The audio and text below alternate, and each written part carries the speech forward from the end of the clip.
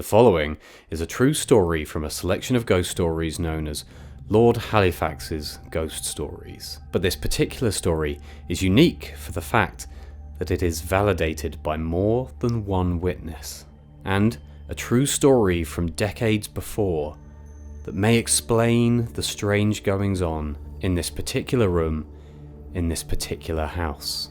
We begin with the story itself, which I have slightly reworked from the actual eyewitness's description of what happened to her. And once we've heard what happened, we'll hear from the second eyewitness who confirmed her story. Before we get started, remember to like the video and subscribe to my channel. You'll really help me out because I really want to be able to keep telling these kinds of stories on here. This is the Grey Man of Wrotham. In the autumn of 1879, when Captain Brooke served as adjutant of the Royal Engineers at Chatham, he and his wife received an invitation to spend 2 nights at Wrotham House, a grand and historic estate some 8 miles from Maidstone. It was a cold and wintry evening when they set out in their carriage, and they wrapped themselves in the thick, bare rugs they had acquired some years ago in Canada. By the time they arrived, darkness had long since fallen, and as it was late, they were shown to their rooms without delay. The accommodations assigned to them lay at the end of a long, dimly lit corridor, up a short flight of stairs, in a distant wing of the old house. The bedroom, though large, was separated from the dressing room by a few paces along the passage, and when they arrived, the fire had been freshly kindled, but it did little to chase away the piercing chill that clung to the air. Shivering, Mrs. Brooke urged her husband to retrieve their furs from the carriage, fearing that they would need them during the night. After an evening of revelry, including a penny reading in which they had been invited to perform, the house gathered for supper and dancing, and it was nearly 2 in the morning before they finally sought their rest. Yet sleep eluded them. Despite the fire's embers and their thick furs, an unnatural cold gripped the room. Captain Brooke, a man usually so rational, swore he would never sleep in the same room again. They attributed the chill to damp mattresses and the room's disuse, never once considering that something unseen might be the cause. The rest of the trip was hardly worth noting. They made their goodbyes and returned for home. Months later, in the spring, Mrs. Brooke returned to Wrotham House with their young daughter, accepting an invitation for a week's stay. Captain Brooke remained behind due to his duties, but they believed a week's stay and the fresh air would do their daughter a world of good. And so instead, Mrs. Brooke brought a nurse along to help with the child. Remembering her previous experience, she wrote ahead, requesting that the rooms be warmed and the mattresses thoroughly aired. Upon arrival, she discovered that they had been assigned the very same quarters as before. Wary, but unwilling to raise concerns, she arranged for the nurse to sleep in the dressing room across the passage, and for her daughter to sleep in the bedroom with her. That evening, as she bid her hosts good night, the great hall clock struck 1. She remarked that the next day had begun. The moment she stepped into her chamber, she felt it again. The vault-like cold, unnatural and consuming. Her daughter, however, slept peacefully, warm and comfortable beneath her blankets. Yet Mrs. Brooke shivered violently for over an hour before succumbing to a restless sleep. At 8 o'clock in the morning, the nurse entered, her face pale, eyes rimmed with red.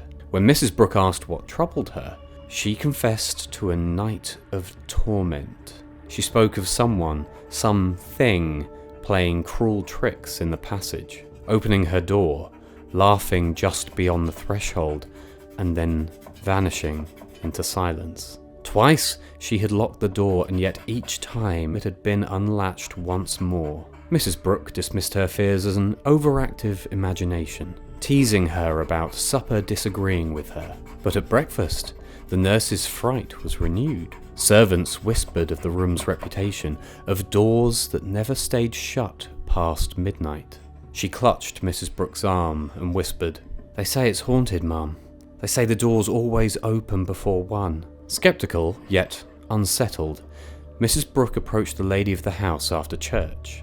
With deliberate casualness, she inquired about the history of the house, pressing to know if any room in the house bore a ghostly reputation. A silent exchange of glances passed between the hostess and her daughter, before one of them finally admitted, "Yes, there is a haunted room, but we won't tell you which, lest you imagine things." But of course, Mrs. Brooke already knew which room they referred to. That night, determined to quell her fears, Mrs. Brooke prepared for bed with methodical precision. She stirred the fire to a blaze, locked the door, and wedged a chair beneath the handle. She resolved to stay awake, to prove to herself that no spectre would appear. Yet, fatigue from the previous night overcame her, and she drifted off into another uncomfortable slumber. At midnight, she woke. The great clock had struck 12, and the room had grown so unbearably cold that even beneath her blankets, she shuddered. Then, faint but deliberate, she heard them. Footsteps. Slow and measured, ascending the stairs and drawing closer. Her breath came fast, her pulse thundered. She chided herself for her fear and whispered a hurried prayer. The footsteps continued, and then stopped, right outside the door. The handle began to turn. Silently, without resistance, the door swung slowly open. A pale, eerie light seeped into the room, distinct from the fire's glow. Then, a figure emerged. A man dressed in a grey suit, adorned with silver trim, a cocked hat upon his head. He entered without hesitation, crossing the room to stand by the farthest bed, his back turned to her. She could neither move nor cry out. The terror was complete, a paralysis of soul and body.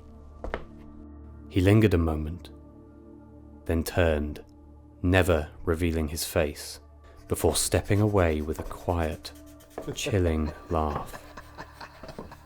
He retreated into the passage, only to return once more, repeating his dreadful circuit, before finally vanishing into darkness.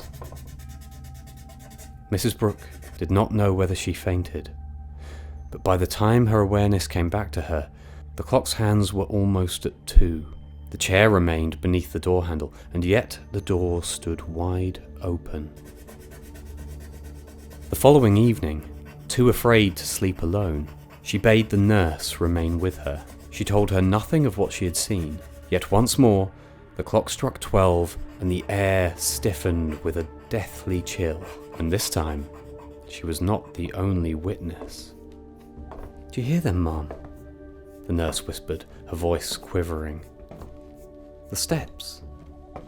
"Yes," Mrs. Brooke breathed. "I will get up and meet whatever comes." She tried. God knows she tried, but her body would not obey.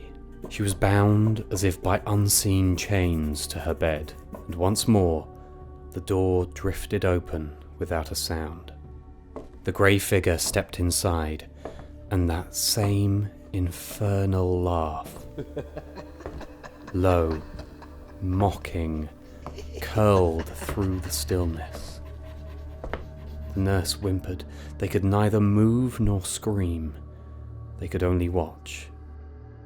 The next morning, Mrs. Brooke informed the lady of the house that she was leaving. No argument, no reassurance could keep her another night under that roof. Her hostess, though displeased, admitted at last the spectre had been seen for 75 years. It was said to be the shade of a man who had murdered his brother in that very room, and cast his body from the window. And to Mrs. Brooke's astonishment, a portrait of the very man hung somewhere in the house, dressed exactly as she had seen him. However, she did not look for it unwilling to confirm the hostess's story and her own experience. She only wished to leave. Now, Mrs. Brooke was assured by the ladies of the house that she would not be troubled again, and that the grey man only appears 3 times, always to strangers, and never did any harm. Mrs. Brooke, however, was unwilling to repeat the experiment, and left that very day, forfeiting her friendship with the hostess by doing so. Now, Mrs. Brooke, in an effort to confirm her story when repeating it to others, asked for written confirmation from the nurse who also witnessed the grey man, and the nurse obliged, writing the following in a letter to Mrs. Brooke. Madam, you ask me to tell you as simply as possible what happened that night at Lady M's. I never like to think of it, but this is what I remember. You asked me to sleep in the room with you and your daughter, and at 12 o'clock we both woke and heard the hour strike, and both said how cold it was. And then we heard the steps in the passage, and you said, I will get up and see what it is. But you did not. And then the door which you had shut and locked was opened, and a man, dressed in grey, came in, and stood looking out of the window. And there was a bright light, and I was so cold, and my night's dress was quite wet. And then he went away, and came back twice again, and there was a wicked laugh at the door, and the steps going away, and I think you said, thank God it's all over, and we both cried, and you lit the candle, and there was the door wide open, and you said, we will pack up and go home tomorrow, I can't stop here without the captain. I think that was all. Your affectionate, dutiful servant. So, what do you think happened?